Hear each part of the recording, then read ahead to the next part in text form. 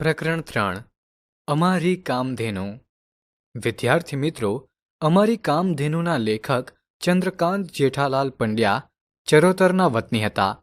તેઓ નવસારીની હાઈસ્કૂલમાં શિક્ષક હતા. આ ઉપરાંત પત્રકારત્વ સાથે પણ સંકળાયેલા હતા. આઝાદીની ચળવળમાં એમણે સક્રિયપણે ભાગ લીધો હતો. જ્વાળા અને જ્યોત, બાનો ભીખુ, સુદામે દીઠી દ્વારામતી અને ઘડીક સંઘ શ્યામ રંગનો એમના જાણીતા પુસ્તકો છે. ધાર્મિક ગ્રંથોમાં કામધેનુ ગાયને દેવી માનવામાં આવે છે. એવું માનવામાં આવે છે કે માત્ર કામધેનુ ગાયની પૂજા કરવાથી તમામ દેવી દેવતાઓ પ્રસન્ન થાય છે. આથી કામધેનુની પૂજા કરીને બધા દેવી દેવતાઓના આશીર્વાદ મળે છે. અબોલ પ્રાણી સાથેના મનુષ્યના સહજીવનનું આસ્વાદ્ય નિરૂપણ આ પાઠમાં છે. અમારે ત્યાં એક ગાય હતી. સફેદ રંગની કાઠિયાવાડી એ ગાય ટંકે 8 શેર દૂધ આપતી. એને શિંગડા નહોતા એટલે ઘરમાં સૌએ એનું નામ બોડી પાડેલું. બોડી ગાય ઘણી ઊંચી ઓલાદની, કદમાં નાની અને દેખાવે સુંદર. અમારા કુટુંબની એક કામધેનુ હતી. ગમે ત્યારે દૂધની જરૂર પડે, વેડા કવેડાએ થોડું ઘાસ કે ચંદી ખવડાવો એટલે દોહવા દે.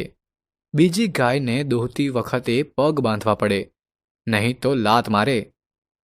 બોડી ગાય તો એટલી ગરીબડા સ્વભાવની કે નાનું છોકરું આંચળમાં હાથ નાખી ખેંચે ને દૂધની શેર કાઢે તોય કશું ન કરે. ઘરના સૌને એ ઓળખે. પારકાને એ બહુ છૂટ ન લેવા દે. પગ ઊંચો કરી દૂર ખસી જાય. ઘણીવાર ગમ્મત ખાતર મેં પણ એના આંચળ ખેંચીને વાડકી ભરીને મારા જેટલું દૂધ કાઢ્યું હશે. બા બાપુ અને ઘરના સૌ એને બહુ લાડ કરે. તેનો દરરોજ ખરેરો કરે. ડોકમાં હાથ ફેરવો તો ડોક ઊંચી કરી હાથ ફેરવવા દે. એને ખાસ લીલું ઘાસને સારી રીતે ભરેલો બાફણાનો ટોપલો મળે.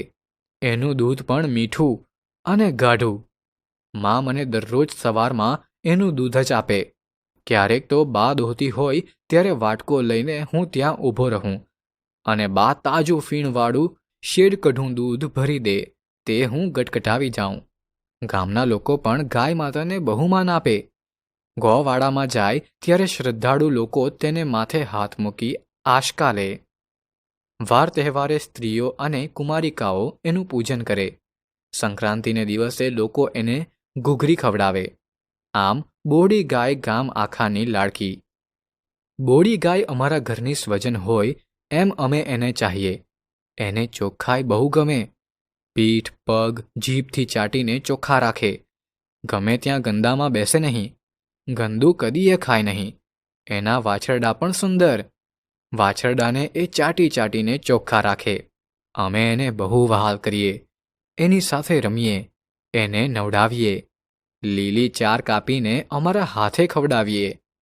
બોડી ગાયના છાણ મૂત્રની પણ બહુ માંગ રહેતી. સારા નરસા પ્રસંગે લોકો બોડીનું છાણ લેવા આવતા. બોડીનો ઉબેલ 1.25 વર્ષનો. 1.25 વર્ષે વિયાય એટલે એનો વંશવેલો બહુ મોટો. વાછરડા મોટા થાય એટલે બાપુને ખેતીના બળદ તરીકે કામ આવે. આજે પણ બોડી ગાયની બીજી પેઢી હયાત છે. એની પૌત્રી રમલી ગાય આજે ધરમપુરમાં ઘણા કુટુંબમાં બાપુની સ્મૃતિ રૂપે જાણીતી છે. આજે પણ ધરમપુરમાં ઘણા ઘરો રમલી લે કહી લાલચ આપી બોલાવે છે. તેને હાથ ફેરવે છે. એને માટે નિયમિત કંઈ ને કંઈ ખાવાનું રાખી મૂકે છે અને રમલી દરરોજ અમુક ઘરની નિયમિત મુલાકાત લે છે. જાનવરને મમતા આપો, પછી જુઓ એ શું નથી આપતા. બા કહેતી કે એકવાર ઘરમાં ચોર આવેલા. તે દિવસે બોડી ગાયે ભરાડા પાડીને ફળિયાના સૌને જગાડ્યા હતા ને ચોર નાસી ગયા હતા. બાપુની ઠાઠડી નીકળી ત્યારે એણે કેટલાય ધમપછાડા કરી ખીલેથી છૂટી નાસભાગ કરેલી. બોડી ગાય કુટુંબની ખરેખર કામધેનુ હતી. બાપુજીના અવસાન પછી બોડી ગાય અને એક ભેંસ અમારા ગુજરાનનું સાધન હતી. ભેંસ હતી તે વરસને આંતરે મરી ગઈ હતી. બીજી ભેંસ ખરીદવાની બાની આર્થિક સ્થિતિ નહોતી. ખેતર વેચાઈ ગયું ત્યારે બોડી ગાય ઉપર જ અમારું કુટુંબ નભતું.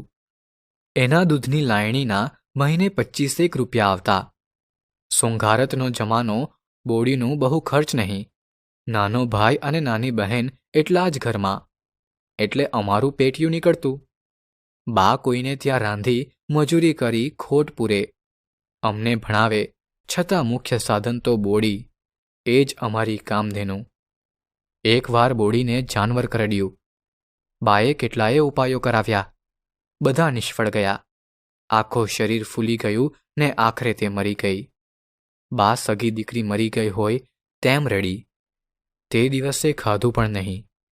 બોડી ગાય અમારા કુટુંબનું કોઈ પૂર્વજન્મનું ઋણ અદા કરવા આવી હોય તેમ કસોટીના સમયમાં એ જ અમારો સહારો બની હતી. ક્યાંય હાથ લાંબુ કરવાની વેળા બાને એણે નહોતી આવવા દીધી. એનું કાર્ય પૂરું કરી એ ગઈ. તે જ વર્ષે અમારો કોલેજનો અભ્યાસ પૂરો થયો. મને નોકરી મળી, એ પણ કેવો અકસ્માત! બાએ બોડીને ચાંદલો કર્યો, ફૂલ ચોખા ચડાવી, ભીની આંખે પ્રણામ કર્યા.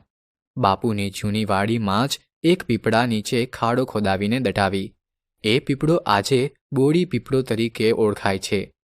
વટ સાવિત્રીને દિવસે ગામની સ્ત્રીઓ એ પીપળાનું પૂજન કરે છે. બોડી ગાયનું સંભાળણું એ રીતે આજે પણ કાયમ છે. સારાંશ: લેખકના જાણીતા પુસ્તક બાનો ભીખુમાંથી આ પાઠ લેવામાં આવ્યો છે. બોડી ગાય લેખકના ઘરના સભ્ય જેવી જ બની ગઈ હતી. વળી ગામના લોકો પણ તેને બહુ જ આદર આપતા હતા. એનું સુંદર બયાન અહીં મળે છે. સંસ્કૃતિ માત્ર વેદોની સંસ્કૃતિ કે આર્યોની સંસ્કૃતિ જ નહીં, પરંતુ સાચા અર્થમાં તે માનવ સંસ્કૃતિ છે, જે આપણને માનવ અને માનવી તરફ, સૃષ્ટિ તરફ પ્રેમ અને આદરથી જોવાનું સૂચવતી રહી છે. માણસ ત્યારે જ સાચો માનવી છે જ્યારે તે અન્ય મનુષ્યો અને પ્રાણીઓ વિશે વિચારે છે અને તેમના પ્રત્યે સ્નેહ અને આત્મીયતા દર્શાવે છે. કિંતુ સમગ્ર સૃષ્ટિ પર પ્રેમ કરવાની માણસની અશક્તિ, મર્યાદા અને અશક્યતાને ધ્યાનમાં લઈને આપણા ઋષિમુનિઓએ પ્રાણી સૃષ્ટિના પ્રતિકરૂપે ગૌપૂજાનો આદેશ આપ્યો છે.